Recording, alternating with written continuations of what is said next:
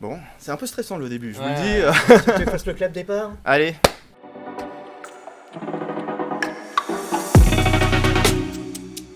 Bonjour à toutes et à tous, bienvenue dans ce premier numéro de ce podcast qu'on a décidé de lancer autour de la thématique de soigner avec la 3D. L'idée de ce podcast est tout simplement de déconstruire un certain nombre d'idées préconçues sur le fait que aujourd'hui faire de la médecine patient spécifique ou utiliser la 3D en fait dans les différentes applications médicales puisse être compliqué ou demandeuse en termes de ressources. Durant ces différentes sessions, on va essayer d'explorer ensemble les différentes manières d'aborder cette thématique et vous montrer, en tout cas essayer de vous convaincre qu'aujourd'hui les outils existent pour pouvoir vous accompagner dans ces démarches-là. Donc je ne serai pas tout seul, vous avez dû le remarquer, je suis très bien accompagné. Je vais tout d'abord demander honneur aux dames, à mon collègue de droite de se présenter, Enzo. Bonjour, bonjour à tous, donc moi je suis Enzo Licata, je suis le cofondateur de la société Twin 3D que j'ai cofondée avec Jérôme. Et donc j'ai un parcours d'ingénieur biomédical, j'ai commencé par travailler dans les blocs opératoires et le monde de la formation. C'est comme ça qu'on s'est rencontrés avec Jérôme et puis je me suis vite pris d'amour pour la 3D et donc dans le milieu de la santé. Peut-être ce que fait Twin 3D rapidement. Alors ce que fait Twin 3D, donc aujourd'hui c'est une société qu'on a décidé de cofonder pour, comme l'a dit Jérôme, accompagner les différents professionnels de santé à inclure et intégrer, choisir les bons outils pour travailler avec la 3D et améliorer les soins, la qualité des soins grâce à la 3D. Ouais, peut-être important de rappeler qu'on n'est pas prestataire, donc on est relativement libre de nos dires et qu'aujourd'hui on propose plus des outils sur la chaîne numérique 3D puis accompagner les clients dans leur utilisation. C'est ça, exactement. Ouais, très bien. Alors là, on arrive sur une légende. Si vous êtes dans le monde du design, de la CFAO, de la CAO depuis, voilà, vous avez sûrement dû voir sa silhouette chaloupée au détour d'un congrès ou d'une démonstration. Il est à 3D sous Gandalf et Harry Potter. Gandalf et Harry Potter. Gandalf, c'est un anneau. Ouais. On comprend au montage. Notre invité du jour, finalement. Voilà, c'est une légende. Ça, je continue à le dire. Dans le monde de la CAD, vous avez sûrement dû croiser sa silhouette chaloupée au détour d'un congrès ou d'une démonstration. Pierre, est-ce que tu peux te présenter pour les gens qui ne te connaîtraient pas ? Donc bonjour, Pierre Maréchal. Je travaille chez Octon, donc l'éditeur des solutions qu'on va vous proposer. Et je m'occupe plus particulièrement de deux logiciels orientés médicaux qui sont D2P dans un premier temps, Freeform dans un deuxième temps. Et en fait, mon rôle est d'aider nos partenaires favoris, pour promouvoir le produit, les supporter, faire en sorte qu'ils soient toujours formés et tout à fait à même de répondre à vos questions et à vos besoins. Merci pour cette intro, Pierre. Donc l'idée aujourd'hui, ça a été, en fait, on s'est longuement posé la question de savoir avec quel type d'application, quel type d'outil est-ce qu'il fallait démarrer. Donc celui qu'on va vous présenter aujourd'hui, il s'appelle D2P, D2P pour DICOM to Print, et c'est un logiciel en fait qui nous semblait intéressant de présenter dans un premier temps, dans le sens où il va vraiment, j'allais dire, venir comme la première brique techno indispensable. C'est la dès base lors technologique. qu'on a un projet 3D dans le monde médical. Clairement. Est-ce que tu peux nous en dire un petit peu plus, Enzo, sur D2P, quelle est son utilité, quelles sont ses finalités? Avec plaisir. Donc en fait, tu l'as bien résumé et tout est dans le nom. DICOM to Print, l'objectif du logiciel, c'est de prendre votre imagerie médicale DICOM, qui est le standard aujourd'hui de l'imagerie médicale, et d'en obtenir un modèle 3D qu'on va être capable d'imprimer, mais pas que. Aujourd'hui, ce modèle 3D, ça va être notre ressource qu'on va utiliser dans tous les autres logiciels, que ce soit de CAO, que ce soit de simulation, que ce soit de visualisation en réalité virtuelle. D'impression 3D aussi, je crois. Et donc d'impression 3D. Et donc en fait, ce logiciel, il nous permet de transformer notre série d'imagerie médicale en un modèle 3D qui représente là où les structures anatomiques de notre patient qui sont pertinentes pour notre application. Donc, quelques exemples. Si aujourd'hui on est chirurgien maxillofacial, on a besoin de récupérer la mandibule de notre patient parce qu'on a une chirurgie à préparer. Ce logiciel-là, il va permettre de prendre le scanner qu'on a fait de notre patient, de venir isoler la mandibule et éventuellement les autres structures anatomiques, et derrière de l'exporter et de l'imprimer pour pouvoir répéter son geste sur le modèle 3D qu'on a imprimé. Voilà. Donc pour ceux qui seraient peut-être un petit peu plus avancés en termes de technique, on peut tout simplement résumer la chose en disant que D2P sert à faire la segmentation anatomique, ça parlera aux gens qui se sont déjà frottés à la 3D, et la modélisation, donc c'est-à-dire le méchage, le fait de transformer en fait cette segmentation en un objet 3D qui soit exploitable, quoi. Exactement. il existe d'autres solutions sur le marché aujourd'hui qui, sur le papier, seraient censées faire la même chose. Ouais. Qu'est-ce qui différencie en fait D2P en quelques mots par rapport à ce qui se fait? Alors la première chose, je pense, c'est ce qui me vient premièrement à l'esprit, c'est un logiciel qui a été développé avec des professionnels de santé et pour des professionnels de santé. C'est-à-dire qu'il n'y a pas besoin d'être ingénieur en 3D pour être capable d'utiliser le logiciel. Ouais, bien sûr. N'importe qui aujourd'hui, on vous passez une bonne après-midi avec nous et derrière vous êtes capable d'utiliser le logiciel. Déjà, ça sera un bon moment. Déjà Parce qu'on est des mecs sympas, faut pas croire. S'il y a du café. S'il y a du café S'il y et a de du café, l'électricité, voilà. voilà, c'est nos deux prérequis. Exactement. Et donc derrière, vous serez tout à fait capable de maîtriser le logiciel et de l'exploiter et de le pousser dans ses retranchements. Donc, alors, pour être très clair, on a l'habitude de dire qu'on est capable de rendre n'importe qui expert du logiciel en quoi? 2 heures, 3 heures. Ouais, c'est ça, grand max. Voilà, Ouais. grand max. Et on va le voir d'ailleurs avec une petite démo. Mais donc c'est principalement aujourd'hui ce qui fait la différence avec le reste du marché. Donc la facilité d'utilisation, le côté intuitif, quoi. Ouais. Ça, c'est le premier point. Le second point, c'est sa compatibilité avec le monde de la 3D. Ce que je disais tout à l'heure, c'est qu'en entrée, les données d'entrée, ce sont les données DICOM, donc ce sont les imageries médicales qui sont le standard du marché. Donc quel que soit votre type de scanner, votre type d'IRM, vous serez capable de récupérer les imageries médicales. On peut peut-être faire un tour de piste. Donc ça prend les scanners, Oui. Scanners, les IRM, CBCT, Et donc effectivement les Conbeam. Voilà, ce sont les Conbeam les et trois puis types d'imagerie. Et l'imagerie les scanner. Et les résonances magnétiques. C'est l'IRM, ouais, effectivement. Les IRM. Donc en entrée, on travaille avec les standards du marché et la même chose en sortie. C'est-à-dire qu'une fois qu'on a obtenu notre structure anatomique et qu'on l'exporte, on peut travailler avec donc, le grand standard qui est le fichier STL, qui va permettre de travailler sur tout type d'application derrière. Mais on peut aussi sortir des fichiers qui sont PLY, OBJ lorsqu'on a besoin de travailler avec de la texture, avec de la couleur. On a la possibilité de travailler avec des fichiers STEP, IGES, qui sont des fichiers plutôt côté industriel, qui ont vraiment du sens lorsqu'on a besoin d'utiliser des outils très spécifiques pour de la planification chirurgicale, etc. Okay. Donc voilà, deuxième point, la compatibilité. Donc il n'y a rien de captif, tout est ouvert en entrée en sortie. C'est ça. Ok. Et le dernier point, et qui est le nerf de la guerre, c'est tout ce qui va toucher à la partie commerciale et la budgétisation de ce type de solution. Le gros avantage, encore une fois, contrairement à ce qui se fait sur le marché, c'est que c'est un logiciel qui est sous format de licence perpétuelle. À partir du moment où vous faites l'acquisition du logiciel, ad vitam aeternam, vous serez capable de l'exploiter et de travailler avec. C'est vrai que le business model est différent de ce qu'on a l'habitude de voir, qui généralement est plus sous une forme d'abonnement récurrent annuel. Exactement. Et donc si on arrête l'abonnement, forcément on perd le logiciel, on perd l'utilisation et donc on est bloqué dans notre processus de production. Ok, très bien, super clair. Ok. Donc petit défi du jour, Ouais. parce que là on parle, on ennuie les gens déjà. Et ce qu'on a envie de voir c'est le logiciel quoi, finalement, et voir comment il se manipule. Je crois que tu as préparé une première application. C'est ça, donc aujourd'hui ce qu'on va voir, donc la première application qu'on va voir c'est le monde de la chirurgie maxillofaciale. Ok. Pourquoi? Parce que c'est aujourd'hui un des principaux utilisateurs et c'est C'est une des spécialités qui est la plus avancée Voilà, dans l'utilisation de la 3D exactement. aujourd'hui, notamment dans le milieu hospitalier. Exactement. Pas que, dans le monde industriel aussi on a beaucoup de demandes, mais dans le monde hospitalier c'est vrai que c'est eux qui ont tendance à driver cette activité 3D planif chirurgicale. C'est ça. Donc ce que je vais faire c'est que je vais partager mon écran, je vais rajouter mon écran pour que vous puissiez suivre la démonstration. Donc là on est sur l'interface principale au départ lorsqu'on lance le logiciel. Messieurs, est-ce que vous y avez bien accès? Parfait. Donc première chose, on va suivre méticuleusement le process. Au départ, si on veut travailler sur un cas patient, ce dont on va avoir besoin, c'est d'importer l'imagerie médicale. Donc de façon très très simple, je vais venir rechercher dans mes fichiers le répertoire dans lequel j'ai ma ou mes séries d'ICOM pour un patient. Une fois que je sélectionne mon répertoire, hop, je valide. Et donc là, le logiciel est en train d'importer la série d'images. D'accord. Donc, si on avait plusieurs séries, on les verrait toutes? Si on avait plusieurs séries, on les verrait toutes. On pourrait choisir la série sur laquelle on souhaite travailler et on a même la possibilité d'importer plusieurs séries pour le même patient.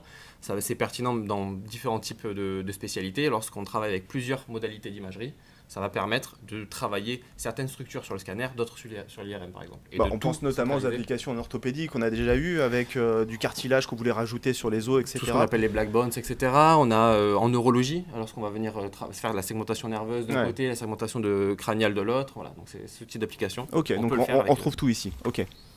Donc je sélectionne ma série. Lorsque c'est pertinent, je peux venir anonymiser. Et donc voilà, c'est un enjeu aujourd'hui dans le traitement des données patients. On peut directement anonymiser dans le logiciel les données. Et lorsque je crée add, on va voir un nouveau cas qui va venir s'ajouter ici, en anonyme. Si besoin, je peux le renommer. Donc ici, ça va être notre test de CMF en chirurgie maxillofaciale. OK. et je retrouve bien ma série d'images. Ok. Donc j'appuie sur la 3D et là je passe sur l'interface principale de travail. Donc à chaque fois que vous allez lancer un cas, vous allez toujours vous retrouver dans le même espace avec à gauche, alors effectivement là c'est la première fois que je travaille sur le cas, donc j'ai besoin de valider l'orientation du scan. Donc ici, hop, je peux sauvegarder et dire que c'est OK. Et donc je vais me retrouver à gauche avec ce qu'on appelle le volume rendering. Donc en fait c'est l'interprétation de la donnée brute 3D. C'est différent de l'objet 3D parce que cette donnée-là n'est pas exploitable et pas exportable. Et d'ailleurs, c'est une confusion qu'il y a souvent. Quand on discute avec les médecins, ils nous disent mais moi je l'ai déjà la 3D en fait. Non, on a le volume rendering qu'on a sur le PAX. Exactement, c'est Voilà. ça. Donc ça ressemble à cette image-là, mais elle est absolument pas exploitable, quoi. C'est-à-dire que si on veut l'imprimer en 3D, faire de la simulation dessus, designer un guide de coupe, c'est impossible, quoi. C'est un outil de visualisation. Voilà. Mais souvent il y a cette confusion-là. C'est et... exactement ça. C'est juste une prévisualisation des formes 3D Donc qu'on retrouve ici. qu'on retrouve ici, qui permet de naviguer plus facilement dans une image 3D et de reconnaître les différents éléments, puisqu'on peut gérer les densités d'affichage, qui vont aider après à choisir ce que l'on souhaite segmenter. Ok, très bien. Donc là, on est sur l'image du PAX dont on a l'habitude. D'ailleurs, peut-être faire varier les... Effectivement, on a un curseur ici qui permet, comme dans le PAX, de venir en fait changer l'interprétation du signal et donc ajouter ou enlever des structures anatomiques sur la visualisation. field unit, quoi. Ouais, exactement. Ouais. Ok. Donc, à gauche, le volume rendering. À droite, on retrouve nos 3 axes de visualisation de notre scanner. Et enfin, l'ensemble des outils dont vous allez avoir besoin pour segmenter, donc isoler les structures anatomiques qui nous intéressent, et derrière créer le modèle 3D, se trouve dans cette barre d'outils ici. Encore une fois, si vous voulez un peu plus de détails sur le logiciel, vous n'hésitez pas à nous contacter, on inclura nos données pour faire une démo plus en détail. Alors moi je trouve quand même, juste une remarque, c'est que, encore une fois, je m'adresse aux gens qui en auraient peut-être déjà fait de la segmentation, qui auraient utilisé des logiciels open source ou concurrents, peu importe.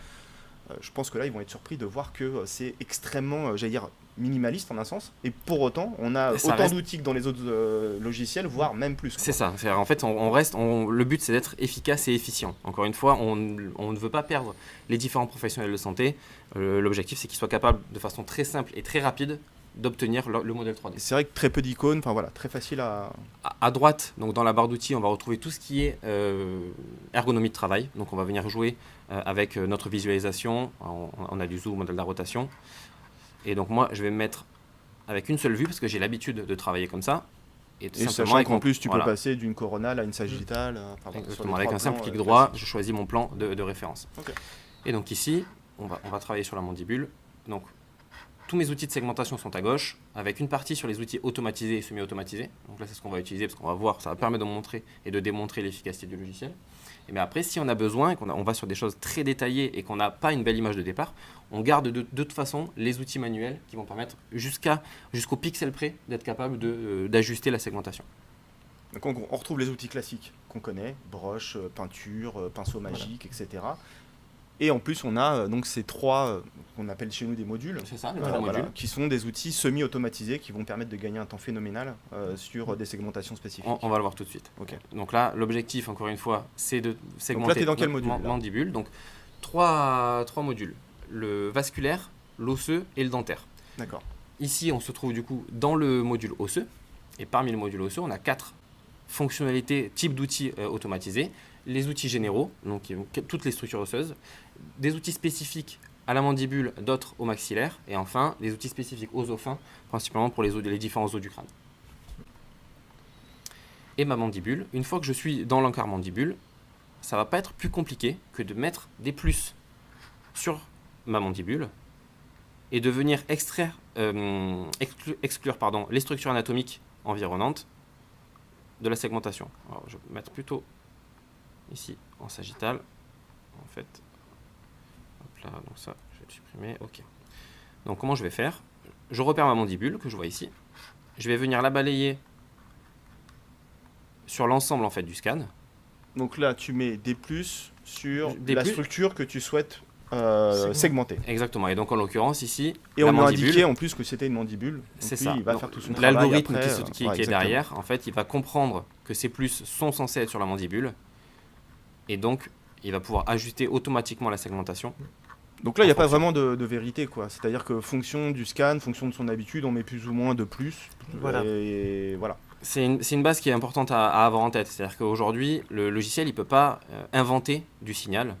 Et donc forcément, si vous lui envoyez un scanner de cœur et que vous utilisez l'outil mandibule, il ne va pas pouvoir vous inventer une mandibule. Et donc de la même façon, même si vous avez un scan qui est de mauvaise qualité, vous n'allez pas être capable de segmenter correctement avec les outils automatisés. Alors, si je peux me permettre, ce qui serait peut-être intéressant là, c'est que sur le volume rendering, tu puisses enlever en appuyant sur V, je crois, Ouais, c'est ça. le volume. Voilà. Et donc là, on retrouve tous les points qu'on est venu poser, qui sont les plus en fait finalement qu'on a mis. C'est l'ensemble des plus qu'on est venu positionner. Sachant que là, tu les as positionnés sur la visualisation 3D, mais tu aurais pu les mettre directement sur le volume rendering. Alors, c'est ça. Je les ai mis sur la série scanner 2D. Parce que c'est plus simple, voilà, c'est tout simplement. Mais on peut le faire des deux côtés. Ok. Et donc là, du coup, tu vas balayer dans le sens inverse.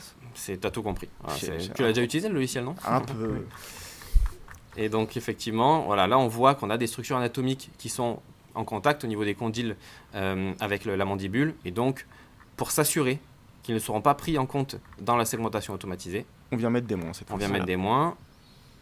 Ici, hop, je peux avancer un petit peu plus, faire la même chose avec du coup les maxillaires et l'arcade. Donc en gros, partout où il pourrait y avoir une confusion, on va venir aider un peu l'algorithme en lui disant ça c'est sûr. Partout où il risque d'y avoir des ponts et où le logiciel risque de segmenter des zones qui ne sont pas nécessaires, on met juste des moins pour dire cette zone-là est exclue de la segmentation. Et ça va aider l'algorithme à travailler. Voilà. Donc, et après, le logiciel va interpoler entre les différents points pour récupérer les formes des os en fonction de l'algorithme qui a été choisi, ici la mandibule. Donc on va voir si j'ai bien travaillé, parce que du coup j'ai positionné mes plus et mes moins. Le gros avantage, c'est qu'ici, on va pouvoir demander une prévisualisation du résultat. C'est-à-dire que là, lorsque je vais appuyer sur Apply, le logiciel va calculer... Donc l'algorithme se lance. Voilà, l'algorithme se lance, les temps de calcul se lancent, et mon logiciel propose un résultat que je vais pouvoir valider ou non. Et l'avantage, c'est que si je vois qu'il y a une partie des structures anatomiques qui ont été mal segmentées, ou certaines qui ont été segmentées et que je voulais absolument les exclure, je vais pouvoir remodifier partie de mes points, toute ou partie de mes points, et donc relancer une demande de résultat, et une fois que celui-ci correspondra à mes attentes, je pourrai le valider, et donc j'aurai directement mon modèle 3D. Ok, très clair. Alors c'est presque le plus long, quoi, finalement, d'attendre que l'algorithme fasse son travail. C'est ça. Donc c'est le moment où on vous recommande vivement de vous munir d'un café. Ouais, c'est ça, exactement. On a le temps de traiter un petit mail s'il y a besoin, c'est parfait. Voilà ce que l'algorithme a calculé. A priori, ça ressemble à une mandibule. C'est pas mal, Pour une première, c'est pas mal. Donc comme je le disais, voilà, là je suis content du résultat que je viens d'obtenir. Donc là, c'est que la prévisualisation. C'est la prévisualisation. Si je voulais, je pourrais enlever des points, en rajouter pour affiner mon résultat. Ta segmentation. Ici, il est tout à fait convenable. Donc je vais venir set mon résultat. Et donc là, j'intègre l'ensemble des pixels qui ont été segmentés dans mon masque. Donc le masque, c'est vraiment lorsqu'on est sur la partie segmentation. Et maintenant, de façon très simple, avec un seul clic, je viens créer donc ici ce qui est appelé le mesh, en fait le maillage, donc le modèle 3D qui est notre base sur tout type de processus, comme on l'a dit en début de vidéo. Et donc en un clic, je passe de mon masque à mon mesh, ici, avec un système de colorimétrie qui est censé rappeler la couleur justement de l'os et des dents. Qu'on peut changer. Qu'on peut venir changer. On peut venir couper, on peut venir adoucir la surface. On le voit d'ailleurs, effectivement, on a l'ensemble des outils qui étaient dédiés à la segmentation au départ, ici qui sont dédiés au post-traitement. Chose qu'on n'a pas mentionné au départ, mais on a, au sein du même logiciel, on a également des outils de post-traitement du modèle 3D. Avant, on voit en impression, avant, on voit en simulation, etc. Donc on peut couper, on peut colorer, on peut marquer aussi des informations dessus. Oui. On pense notamment au numéro de série, au nom de patient, enfin peu importe. Mais on peut mesurer, on peut lisser les surfaces. On peut évider, on peut faire une coque. Exactement, on peut faire une coque ou remplir les cavités à l'intérieur d'un os. Ok. Et donc là, ça veut dire quoi? En 3-4 minutes, on a un modèle qui est prêt à être imprimé ou qui est prêt à être envoyé dans un logiciel de conception pour faire un guide de coupe, un guide de perçage, qu'on veut, quoi. Exactement. C'est-à-dire que là, on le voit ici, je peux même le renommer. Hop, mandibule. Un peu de mal à écrire. Mandibule, ok. Maintenant, je viens le sauvegarder comme un fichier 3D. Donc je choisis mon format d'export. Ici le STL. Test mandibule. Donc pour information, pour rappel, le STL ne contient que la partie géométrie de l'objet. C'est ça. Il ne sauvegardera pas les couleurs qui sont là. Seuls les fichiers OBJ et PLY peuvent sauvegarder à la fois la géométrie et les couleurs. Ouais. Tu fais bien de le rappeler. Et ça y est, j'ai ma mandibule qui est prête à être utilisée, qui est prête à être imprimée, à être transférée dans un autre logiciel. Alors tu as la mandibule et les dents. Et les dents, effectivement. Donc. Et la bague. Et la bague. On est d'accord. On peut passer sur l'outil éventuellement de dentaire. Bah, je trouve que ça serait une bonne transition, ouais, pour qu'on Mhm. puisse montrer qu'on peut vraiment aller dans ce niveau de détail. Parce que c'est une demande qu'on a régulièrement quand même. Ouais. Il y a des applications où il est pertinent d'enlever les dents de la mandibule. Mhm. Et D'autres pas, oui, bien Et sûr. d'autres pas. Donc effectivement, là, si on ne sait pas, si Une c'est tumeur pas, osseuse de la mâchoire, bon, a priori. autant rarement gagner on du a temps sur besoin la segmentation, ça sert à rien d'aller dans ce niveau de détail. Par contre ici, donc on va avoir besoin. Donc ce qu'on va faire, c'est qu'on va venir isoler nos dents. Je vais afficher ici. On va venir isoler notre arcade dentaire inférieure pour pouvoir derrière l'enlever en fait de notre mandibule. Donc cette fois-ci, on est sur la segmentation des dents. Je vais venir utiliser le module dédié. On a la possibilité de segmenter en une fois une dent après l'autre, ou alors l'ensemble d'une arcade inférieure ou supérieure. Donc ici, je vais vouloir gagner du temps, je vais faire l'ensemble de la segmentation Mhm. de mes dents inférieures. Hop, ici, et donc après derrière, je vais changer de visualisation. Je vais venir me mettre sur ma série d'arcades dentaires qu'on voit ici. Et en fait, je vais venir essayer de me placer au centre. Hop, on va voir les points qui vont s'afficher. Au centre de ma dent, de la racine, pour venir les isoler les unes après les autres. Comme tout à l'heure, hein, on va avoir la possibilité. Alors, ce qui serait intéressant aussi, c'est que si jamais on clique à côté, on peut reprendre le point d'impact qu'on vient de faire, le Effectivement. redéplacer. Là, j'ai un point que je peux venir redéplacer. L'idée, Ici, c'est vraiment que s'il est en trop, le workflow soit le plus fluide Oui. possible et que voilà, le plus facile d'accès, exactement. et qu'on puisse corriger en temps réel, quoi. Donc là, je les positionne de façon très rapide et très simple. On va voir notre résultat.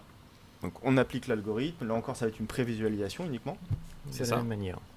Pour s'assurer que l'algorithme va dans le bon sens et qu'on valide notre projet, et on pourra venir bouger de toute façon les points qui ont été positionnés comme on vient de le voir, si on a besoin d'affiner le résultat. Bien sûr. Bah voilà, Ah, on voilà. y est. Voilà. Le résultat est là. Donc on obtient un résultat. Hop. Donc on voit, on a un manque sur une dent ici. Donc là, un outil super intéressant. Plutôt que de venir rechercher quel est le point que je suis venu positionner, j'ai un outil qui va me permettre de synchroniser ma vue avec mon modèle 3D. Hop. Donc je vois ici, je retrouve mon point que je suis venu positionner tout à l'heure avec ma dent manquante. Et en fait, si on regarde, ah si c'est bon, je le retrouve, il est là. Donc, je reprends mon outil de point. Ici, peut-être qu'il n'était pas assez bien positionné, ou il n'était pas assez en profondeur par rapport à la dent. Je vais venir le supprimer. Donc, pour ça, ici. Je vais venir le repositionner. Peut-être un peu plus bas. On va Je tester. pense que là, t'es bien. On va tester par ici. Mm. Ouais. Ok. Et donc, je vais venir réapply. Ça y est, Voilà. on a le résultat Donc, on a qui notre- s'affiche. On a bien Donc, récupéré cette dent manquante. Parfait. Donc là, cette fois-ci, on est satisfait du résultat. Comme tout à l'heure, je vais pouvoir venir le valider. J'ai mon autre masque qui s'affiche. Et donc, si je mets ma mandibule par-dessus, on voit que tout ce qui est en commun apparaît en blanc. En fait, la partie blanche, c'est ce qui appartient à la fois au masque 1 et au masque 2. Donc là, l'objectif, je le rappelle, c'est de venir exclure les dents de la mandibule. Donc pour ça, on va pouvoir utiliser un outil qu'on appelle les opérations booléennes. Donc en fait, on va soustraire un masque à un autre. Donc pour ça, je vais prendre mon masque 1, donc qui est le masque de la mandibule. Je vais venir enlever mes dents. Je vais valider. Et donc je vais obtenir un troisième masque, qui est ici, ma mandibule sans mes Sur dents. les dents. Et donc là, on voit qu'on a une partie de reliquat, qui est en fait les différents artefacts qu'on avait sur le scanner à cause des bagues. Donc là, très simplement, en fait, hein, en choisissant le bon axe, on va se remettre de face. Hop, on va se remettre de face ici. Je vais revenir zoomer. Et là, hop, je vais pouvoir enlever l'ensemble des artefacts à hauteur. Ici. Donc là, un outil de coupe, ok, on l'enlève. On voit qu'on a encore un peu de bruit. Oui. On a un petit peu de bruit. Alors là, on a des poussières de segmentation. On a d'autres types d'outils qui sont les opérations morphologiques sur lesquelles on va pouvoir venir réaliser ce qu'on appelle une ouverture. En fait, on va enlever un pixel, puis rajouter un pixel de partout. Et donc, toutes les poussières d'un pixel vont disparaître. Ok. Et là, hop, je viens sélectionner ma mandibule. Je viens inverser ma sélection pour enlever les derniers artefacts. Je supprime. Et j'ai une mandibule qui est propre. et qui est sans les dents. Je suis impressionné, quoi. C'est vraiment... c'est magnifique. Et donc là, du coup, si on reprend ce masque-là et qu'on rajoute les dents... Et qu'on rajoute les dents, ouais, ici, vas-y Pierre. Juste une parenthèse. La mandibule était réduite d'1 pixel. Il faut donc la réélargir d'1 pixel. Alors justement, grâce à l'ouverture, c'est la combinaison d'une érosion, où on est venu enlever le pixel, et d'une dilatation, où on est venu rajouter le pixel. Donc l'avantage de l'ouverture, c'est que tu gagnes un clic. En une fois, tu fais ton érosion et ton ouverture d'1 pixel. Alors après, pareil, si on voulait j'allais dire, enlever tout ce qui est des amas de 2 pixels, on peut aussi régler cette érosion. C'est-à-dire que là, on l'a réglé sur 1 pixel pour vraiment enlever quelque chose de fin, j'allais dire. Mais on peut le régler sur 2-3 pixels, et donc tout ce qui ferait 2-3 pixels maximum disparaîtrait au moment de l'érosion. Encore une fois, en un clic, je repasse sur le modèle 3D. Et donc je peux refaire mon export, cette fois-ci sans les dents. Ok, hop.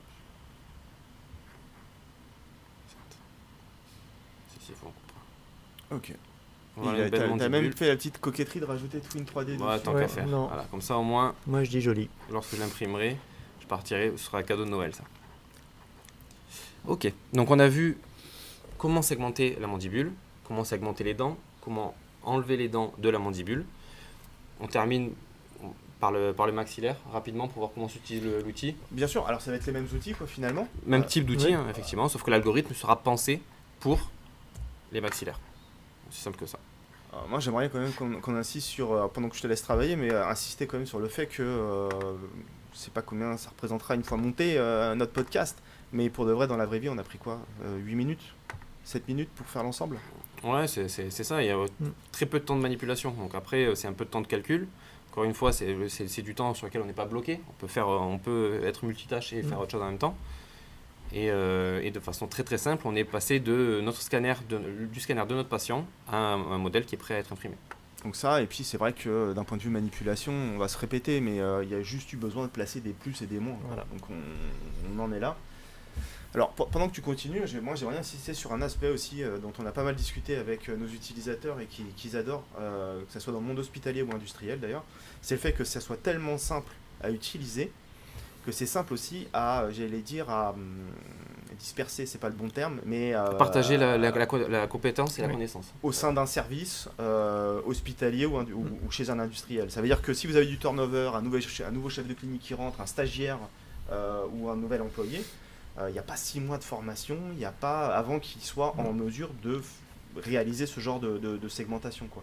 Donc ça c'est quand même un gros avantage, ça évite qu'il y ait le monsieur 3D qui soit en charge, qui se prenne les dossiers de tous les autres, et puis qui quand il part en vacances fait que la boîte s'arrête ou que le service s'arrête en termes de traitement d'image 3D, quoi. Donc ça c'est un gros avantage aussi, quoi. C'est un logiciel qui n'a pas besoin d'avoir une personne dédiée sur le logiciel. Tout le monde est capable de l'utiliser très rapidement, exactement, on est d'accord. C'est un de ses gros avantages. On est d'accord. Donc là, alors là tu fais la maxillaire. Je fais les maxillaires, effectivement, je réajuste donc tu as mis des plus, des moins, les plus en orange, les moins en jaune. Donc là, je vois que j'ai un petit reliquat ici, étant donné que ce n'est pas rattaché au modèle, comme tout à l'heure, en fait, on va pouvoir très simplement, en le sélectionnant, venir l'effacer. Donc, hop, pareil, je valide mon résultat. Alors, ce qui est intéressant de noter aussi peut-être, c'est que là les masques on les appelle New Mask 1, 2, 3, on peut les rappeler en fait directement. Comme on l'a fait avec le modèle 3D, effectivement j'aurais pu le faire sur le masque, et d'ailleurs lorsque j'aurais transformé le masque en modèle, il aurait gardé le nom du masque. Et donc on peut l'appeler mandibule, on peut l'appeler les dents inférieures, ce qui permet de s'y retrouver. L'autre chose que je vais préciser, c'est que cette fois-ci les points ont été placés sur l'aperçu 3D et non pas sur la vue 2D. Bonne remarque. Parce que les travaille vraiment comme on le souhaite. Les limites de la mandibule, sur ce qui est le plus pratique à l'instant. Voilà, les limites de la mandibule sont beaucoup plus visibles sur l'aperçu 3D que sur les vues 2D, donc on peut placer les points directement. Et puis le résultat, on sur le une vue 3D. nickel, hein. Oui. Ok. Donc là du coup je viens sélectionner ce qui est ici et je viens le supprimer. Voilà. Donc l'exercice d'enlever les dents serait exactement le même, sauf qu'au lieu de choisir la configuration arcade inférieure, on mettrait l'arcade supérieure, mais le principe est le même, et je passe aussi sur le modèle 3D.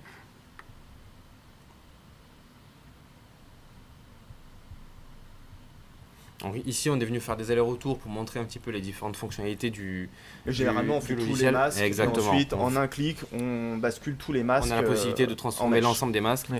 En modèle 3D. Quoi. Exactement, voilà. Et donc là, on voit notre maxillaire. Donc on a écrit dessus tout à l'heure, tu peux montrer peut-être qu'on peut changer de couleur ou Oui, bien sûr. Donc, on peut mettre des supports d'impression aussi, on oublie souvent d'en parler. On peut mettre directement des supports, effectivement, si on a, selon le type de logiciel d'impression qu'on a derrière, si on veut gagner du temps et qu'on veut mettre certains types de supports ou lier des structures qui sont détachées les unes aux autres, ça peut être intéressant de mettre des supports. Parce qu'un point qui peut être intéressant de mentionner, c'est qu'une fois que tous les masques ont été créés, on peut générer des fichiers 3D indépendants, c'est-à-dire un fichier par masque. Mais si le besoin est d'imprimer la totalité du projet en une seule fois, on peut générer un seul fichier 3D qui avec va inclure tous les masques. des modèles 3D. Ouais. Et dans le cas présent, le maxillaire n'étant pas forcément rattaché à la mandibule, il va être possible de créer des ponts de jonction entre les deux pour que les deux objets restent solidaires une fois qu'ils seront imprimés en 3D. Alors j'ai même vu, là je m'écarte un peu de la chirurgie maxillofaciale, mais tu te rappelles sur des applications de pied où en fait les os on les avait simplement en fait connectés avec des tout petits ponts, ce qui permettait en fait d'avoir une flexibilité et d'avoir un modèle anatomique qui soit vraiment ultra réaliste quoi. C'est ça. Donc là, moi j'aime bien résumer et faire la synthèse. Donc là on a pris quoi, allez, je sais pas exactement, mais généralement c'est 7-8 minutes. Et là on a un modèle 3D qui est nickel, qui n'a pas un seul défaut, qui est prêt à partir soit en impression 3D telle quelle, donc pour faire de la planification chirurgicale, du formage de plaques. Ouais. On a eu ce type d'application aussi. L'information patient. Ça permet d'éviter de le faire en paire Sur un opératoire, bloc. d'information patient, exactement.